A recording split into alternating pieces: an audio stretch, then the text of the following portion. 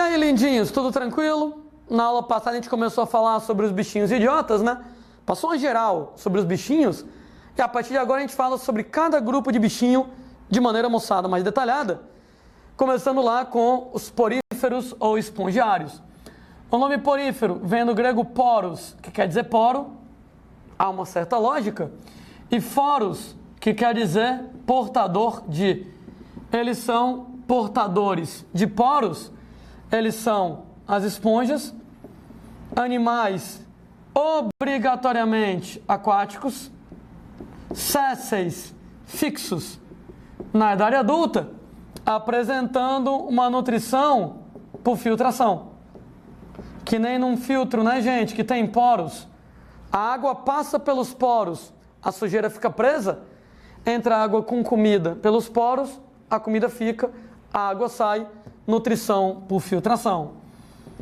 Quando a gente fala nas características gerais das esponjas, esponjas são os únicos animais parazoários, os únicos animais que não apresentam tecidos, são, moçada, os únicos animais que apresentam ausência de tubo digestivo. Tanto é, né, que como esses caras não têm tubo digestivo, eles apresentam uma digestão exclusivamente intracelular. Essa digestão exclusivamente intracelular, exatamente nos lisossomos, que nem eu comentei na aula anterior. Isso não é nada interessante, porque eles só podem comer comida microscópica, comida tão pequena que consegue entrar na célula, que consegue entrar no lisossomo para ser digerido. Esses caras, moçada, são radiados, né? Eles apresentam simetria radial, apesar de que na idade adulta eles são assimétricos. Eles são os únicos animais que não apresentam nenhum tipo de célula nervosa. Bom, como eu estava comentando, obrigatoriamente aquáticos, obrigatoriamente sésseis. E quando a gente fala na nutrição por filtração, beleza, né? Se tu pega uma esponja e corta a esponja, bom, a esponja, ela é mais ou menos desse jeito aqui. As esponjas mais simples são esponjas em forma de tubo. Quando você vai lá e corta a esponja, você consegue notar algumas estruturas. Número 1, poro ou ósteo. Gente, o poro ou ósteo é um orifício para a entrada de água. Entra água e juntamente com a água entram os nutrientes. Você tem uma cavidade chamada diátrio ou espongiocele. Cuidado, cuidado. Não é uma cavidade digestiva, não é que nem estômago, não é que nem intestino, mesmo porque a digestão é exclusivamente intracelular. Então isso aqui é só para a água poder passar. E aí, pessoas, a água então sai por um outro orifício chamado de ósculo, sendo que quando a água sai sem os nutrientes, porque os nutrientes ficaram que nem um filtro, onde entra água com sujeira, sai água sem sujeira. Aqui entra água com comida, passa pelos poros, pelo átrio, sai pelo ósculo. Quando ela sai sem a comida fica retida dentro lá do corpo da esponja. Sendo pessoas que esponjas, elas apresentam vários e vários tipos de células, características das esponjas, né, que a gente vai comentar agora, né? Claro que a decoreba, né, de várias células que eu vou citar, né, uma ou duas talvez possam ser cobradas numa prova do estilo Enem, né? As outras a probabilidade ela é bem menor. E se cair, deve ter uma contextualização, né, alguma coisa do gênero, né? Entretanto, a gente lembra do lance lá de repertório, né? Então, às vezes o cara coloca um nome para ti que tu não conhece, aí tu vai lá no texto, lê, pensa e descobre o que é. Mas outro cara que já conhecia o nome, ele faz a questão mais rápido do que você, porque ele já conhecia o nome, porque ele vai direto lá no item, sem precisar ler o texto, sem pensar, inclusive fala a questão com muito mais segurança. De maneira que, às vezes, nessas informações malucas que a gente passa, se você conseguir reter alguma delas, ótimo, é repertório para resolver as questões. Né? Às vezes, você nem precisava saber de cor. Se você lesse o texto e interpretasse, você fazia do mesmo jeito, mas gastaria muito mais tempo do que, por exemplo, você sabendo previamente de algumas coisas. Né? A gente tem, em relação às esponjas, várias e várias células. Bom, em relação às célulazinhas idiotas da esponja idiota, né? Número 1, células chamadas de pinacócitos. Gente, pinacócitos são essas célulazinhas achatadas que eu estou aqui representando, e nesse caso, os pinacócitos, eles têm um papel de revestimento. Landinha é tipo a pele da esponja? Perfeito. É tipo a pele da esponja, só não vou abrir a boca para dizer que é a pele da esponja, porque a pele é um órgão. Esponja não tem órgão, porque a esponja nem tecido tem. Que dirá órgão, né? Aí que ela não vai ter órgão mesmo. Nós temos, moçada, células chamadas de porócitos. Onde os porócitos são derivados do pinacócito, o pinacócito ele se alonga e forma um canal.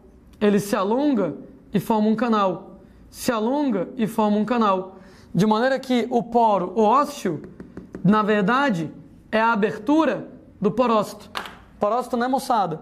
Exatamente uma célula em forma de canal, em forma de tubo, exatamente para permitir a entrada de água, digamos assim, que os porócitos constituem os poros, né? Constituem os ósteos aqui na parada. Então a gente tem, né, um porócito, outro porócito, outro porócito, uma célulazinha em forma de tubo, uma célulazinha em forma de tubo. Então os poros ósseos, eles são exatamente do porócito. Forrando o átrio, forrando a espongiocele, que é a cavidade do corpo da esponja, lembrando que não é uma cavidade digestiva, porque esponjas não têm cavidade digestiva, a principal célula que a gente tem na esponja. Tanto é que alguém diz assim: ô Landim, minha memória é péssima, eu só vou conseguir decorar uma coisa de cada grupo de animais. Eita, aí tá complicado, né? Bom, mas se você só conseguir decorar uma coisa de cada grupo de animais, das esponjas, eu quero que você decore isso aqui. Você tem lá os coanócitos. Se os pinacócitos são as células mais externas para revestimento, os coanócitos são as células mais internas, elas vão revestir o átrio, né? Revestir lá a espongiocele, e elas são as células mais importantes da esponja, que elas são responsáveis pela nutrição das esponjas. 2 detalhes em relação a um coanócito. O coanócito, ele apresenta um flagelo. Sendo pessoas que, como a esponja é séssil, esponja não nada, né? Então esse flagelo não é para nadar. Qual é o papel do flagelo? É exatamente gerar um fluxo de água que puxa os nutrientes, que puxa a comida para dentro do corpo da esponja. A esponja se nutre por filtração, entra água com comida. Imagine, moçada, que os flagelos que a gente tem aqui dos coanócitos estão o tempo inteiro batendo. No que eles estão batendo, eles vão acabar puxando água, a água entra, no que a água entra, os nutrientes eles vão ficar. Por isso que o coanócito é a célula mais importante. É ela que vai gerar o fluxo de água, que puxa os nutrientes para a esponja se alimentar. O nome coano, né, diz respeito a uma estrutura chamada de colarinho. É outro componente que nós vamos ter aqui no coanócito, onde o colarinho ele é caracterizado como um anel de microvilosidades. Esse anel de microvilosidades está ao redor do flagelo. Se você vai lá e corta bem aqui, ó, cortei bem aqui, uma microvilosidade, 2, 3, 4, 5, um anel de microvilosidades e o flagelo bem aqui no meio. As microvilosidades e o flagelo aqui no meio. Alguém pergunta para mim, ô Landim, qual é o papel do colarinho? Ô gente, qual é o papel das microvilosidades no seu intestino? Aumentar a superfície de absorção. Mesma coisa.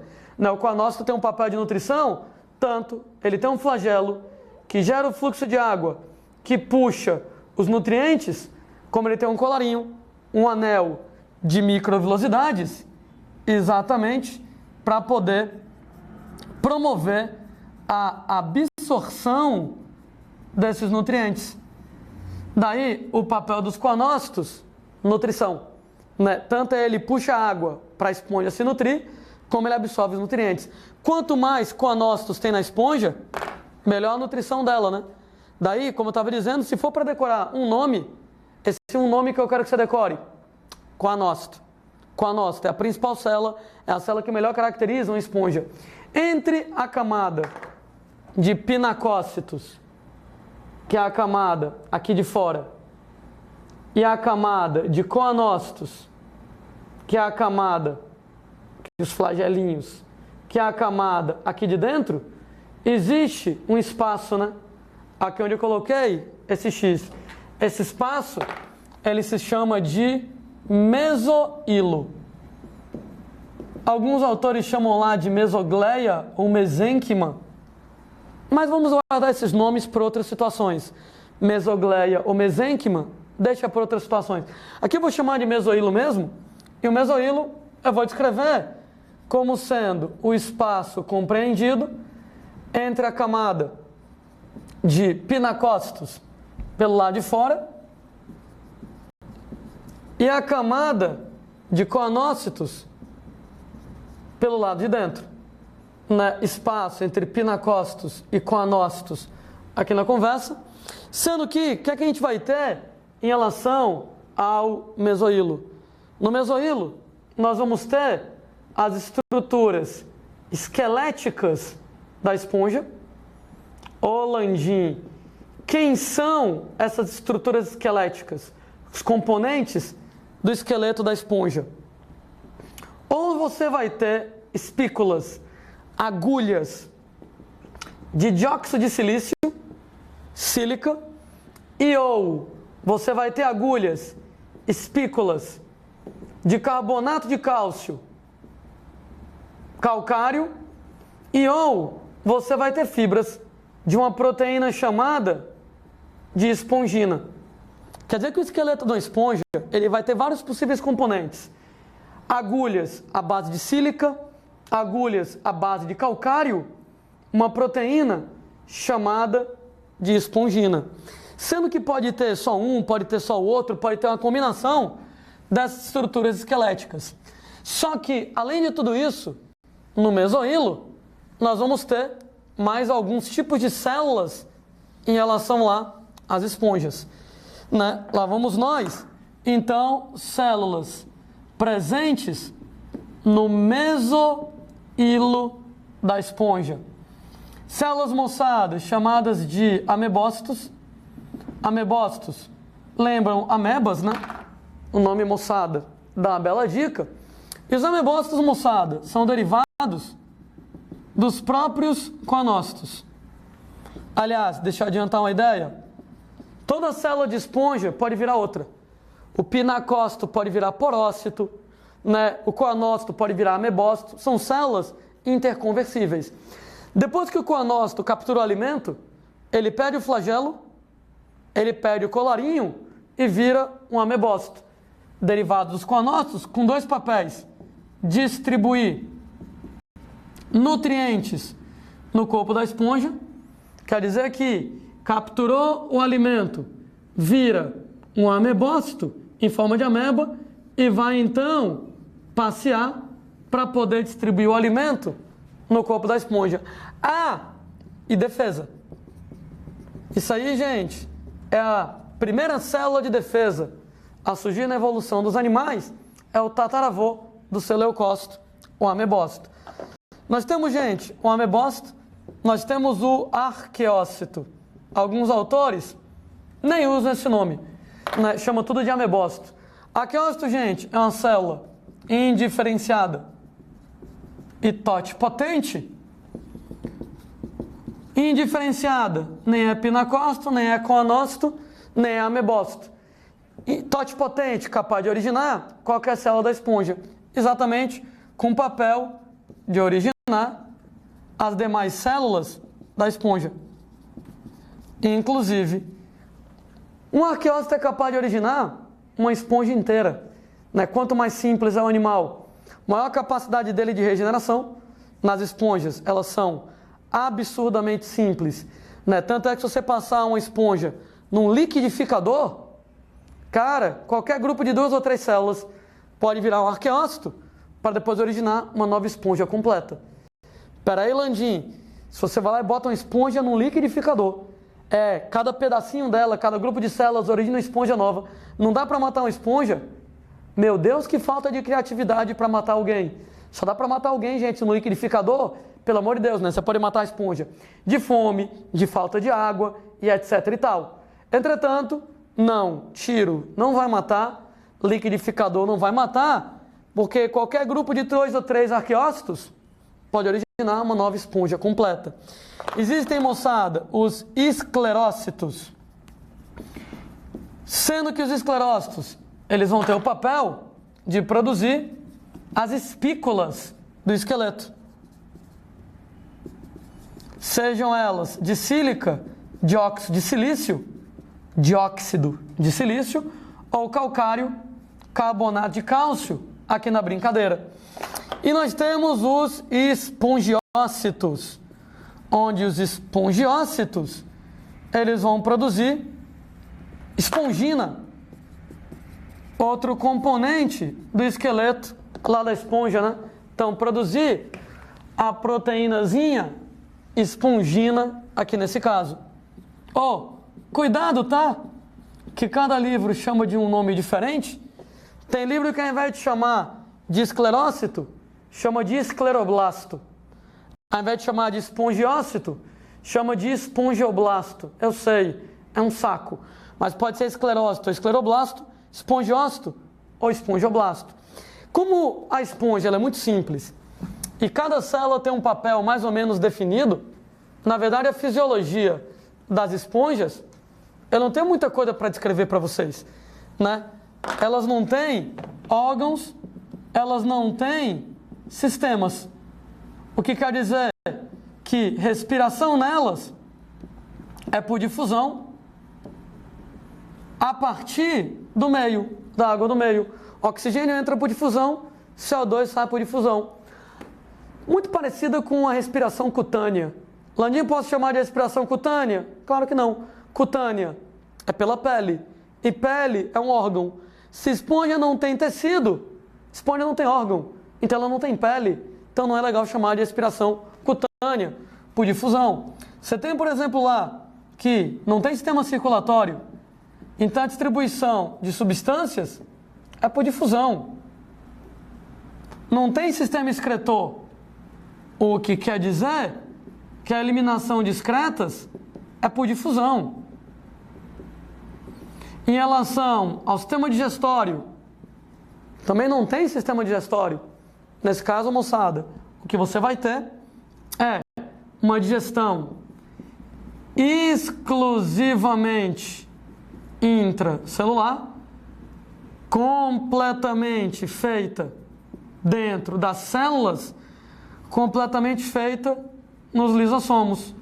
Não há células musculares, não há células nervosas. Volto a dizer, as esponjas, elas são extremamente simples, melhor grupo de animais para estudar. Não tem nada para dizer nas esponjas, né? Bem dizer, nada para estudar nas esponjas, só realmente lá os tipos de células, que realmente tem um bocadinho de célula para você lembrar.